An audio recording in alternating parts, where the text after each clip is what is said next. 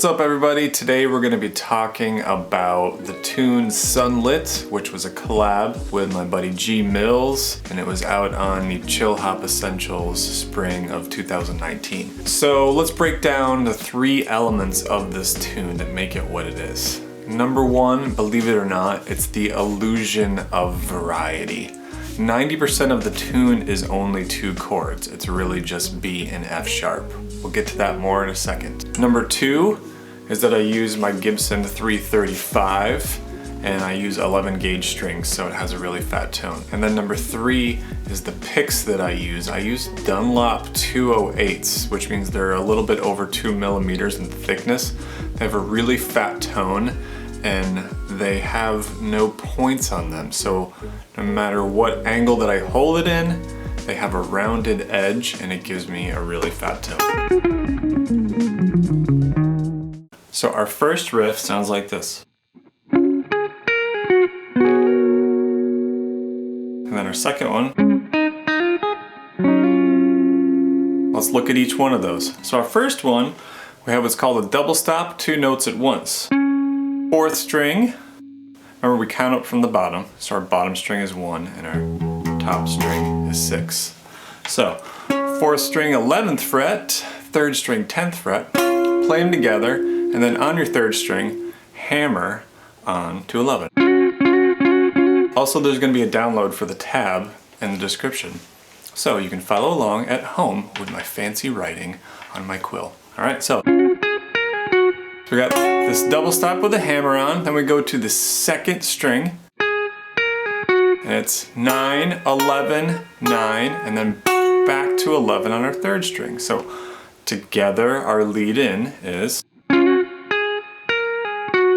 remember, pull off there on that 9 to 11.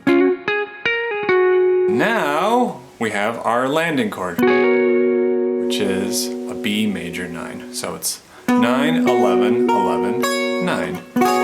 We hammer from 9 to 11 on the 2nd string. So here's that full riff.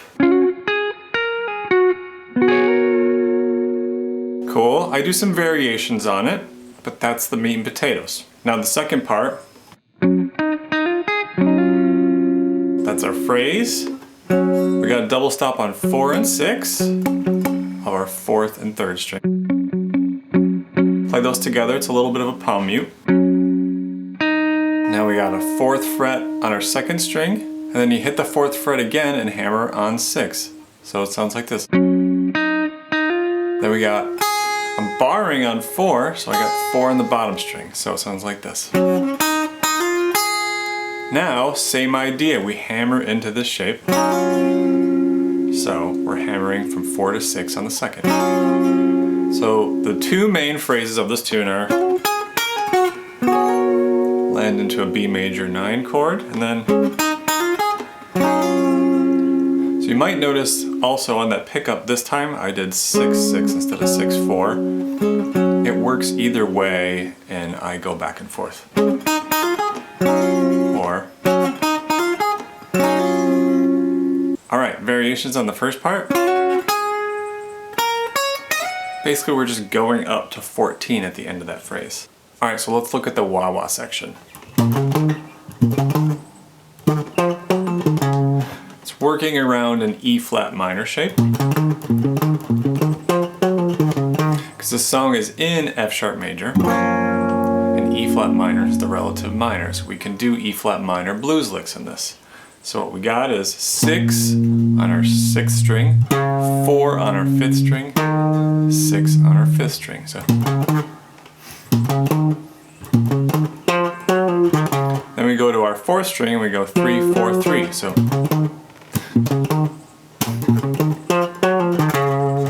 that's the first phrase. Second phrase, I varied a little bit. Something like that. The point is, when I play this live, I improvise those sections. I just think, hey, it's a little E flat minor riff section.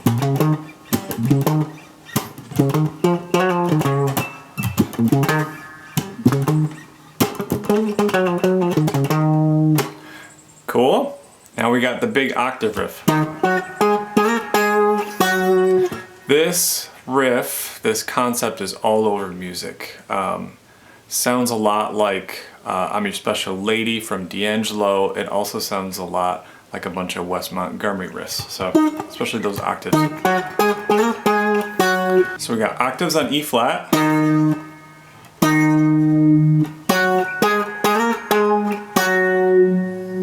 So what we have is, you could do this in a position or up the neck. If we're doing it up the neck, we would be on our 5th and 3rd strings, and we go 6, 8, 9, 11, 11, 13, 13, 15, so I'd slide into that last one, and then back down. That's if we were playing that riff up the neck. If we're doing it in a position, I'd go here, start the same, and then I drop down to my 4th and 2nd strings, and I go 4, 7, 6, 9, 8, 11, and then back down. Alright, then I also have this E flat minor triple stop, which I more or less did in the Instagram video. That's a cool thing to check it out in any minor. You can move it to, from E flat minor to E minor. So triple stops, check it out. So in E flat minor it goes 9, 8, 8, and that's starting on your 5th string. And starting on your 4th string it goes 6, 6, 7. Same strings, we move it up to 8, 8, 9. And then 11, 10, 11. Then back down. We're keeping that same melody but we're harmonizing it.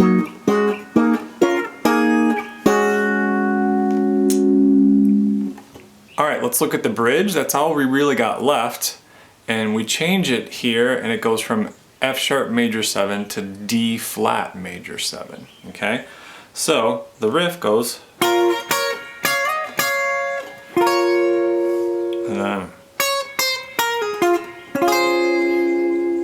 alright, so let's look at that. So this is part, when I do a lot of melodies, I'm thinking, what chord shape is this part of? This is part of F sharp major 7 in an A shape. Alright, move it all the way down. There's the A shape. So we have, starting on our 2nd and 3rd strings, we have 10 and 11. And then we move to our 2nd and 1st strings, and we have 11 and 9. So it goes, then we jump up here, and that is still on the 2nd and 1st strings, and it's 14, 13, slide up to 16, 14, and back. So, and then we land in this F sharp major 7 shape.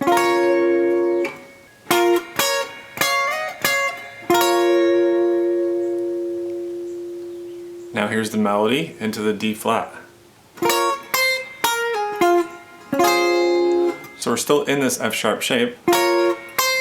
Strum it once, go down to 8 on your 1st string, and then hammer, or sorry, pull from 11 to 9 on your 2nd string.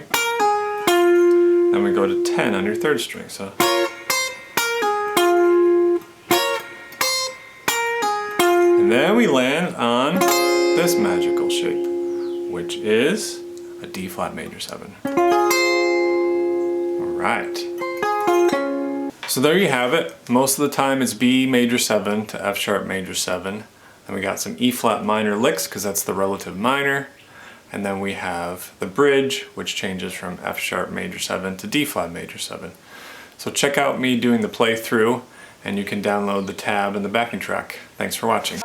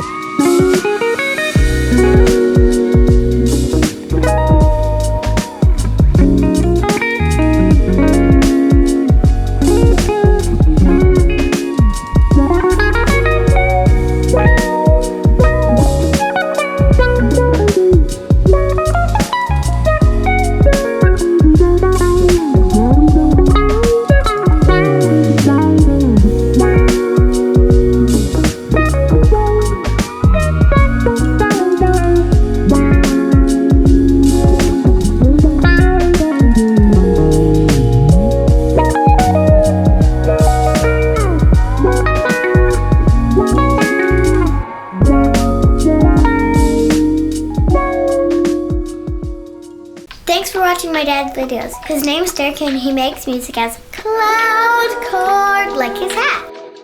I'm also a guitarist and Ableton certified trainer. Every Tuesday I upload new videos, so if you learned something, be sure to like and subscribe. And his hat is really cool.